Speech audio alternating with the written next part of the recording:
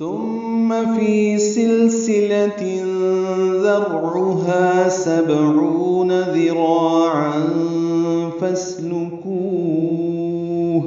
ثم مثال نرمی سے ادا کریں گے، میم مشدد پہ غنہ ہے، فی آئے مدہ ہے، 2 حرکات لمبا کریں گے۔ سلسلہ لام ساکن پہ اظہار، سین لام باریک ہیں، تین میں تنوین کے بعد ذال آنے کی وجہ سے اخفا ہوگا۔ سلسلتین ذرعها، ذال نرمی سے پڑھیں گے، را پر پڑھیں گے، عین وسط حلق سے ادا کریں گے، ہاں اقصی حلق سے ادا کریں گے، 2 حرکات لمبا کریں گے۔ 70 میں با ساکن پہ قلقلہ ہے، عین وسط حلق سے ادا کرتے ہوئے 2 حرکات لمبا کریں گے۔ 70 ذراعا، پہلے ذرعها پڑھا، ابھی ذراعا، ذال یہاں پہ نرمی سے ادا کریں گے، زیر کی وجہ سے ویسے بھی معروف طریقے سے پڑھا جائے گا۔ را یہاں پر پڑھیں گے، را پر زبر اور الف مدہ بھی پر ہوگا۔ تنوین کے بعد فا آنے کی وجہ سے ذراعا، عین وسط حلق سے ادا کرتے ہوئے اخفا کریں گے۔ فسلکو، فا کو سین سے ملا دیں گے، سین ساکن ہے، اس میں ہم سے لام کاف باریک ہے، کو میں کاف کو لمبا کریں گے اور ہا ساکن کر دیں گے، وقفاً یہ مد عارض سکون بن جائے گی اور ہمس ہوگا فسلکو، پھر اسے 70 ہاتھ لمبی زنجیر میں جکڑ دو۔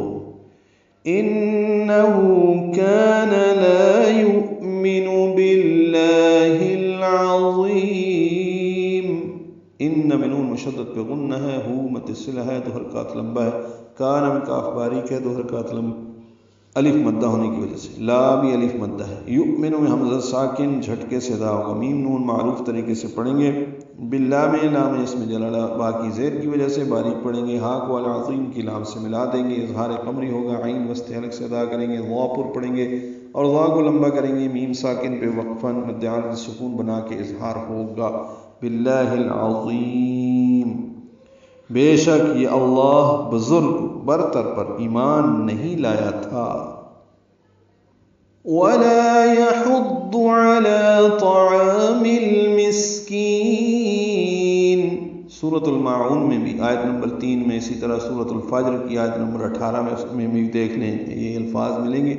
ولا ہونٹوں کی نا تمام گلائی سے ادا کریں گے، لا الف مدہ ہے، یحض، ہا وسط حلق سے ادا کریں گے، ضاد پر پڑھیں گے اور معروف طریقے سے جلدی ادا کریں گے۔ یحض، یہ یحضو جو پڑھتے ہیں یہ غلط ہے، یحضو نہیں ہے، یحض علی، عین وسط حلق سے ادا کریں گے، لام کو 2 حرکات لمبا کریں گے۔ طعام میں طا پر پڑھیں گے، الف مدہ ہے، 2 حرکات لمبا ہے، میم کو المسکین کے لام سے ملا دیں گے، اظہار قمری ہوگا، سین ساکن پہ ہم سے کاف باریک ہے، کاف کو لمبا کریں گے، نون ساکن پہ اظہار ہوگا۔ اور نہ مسکین کو کھانا کھلانے کی ترغیب دیتا تھا۔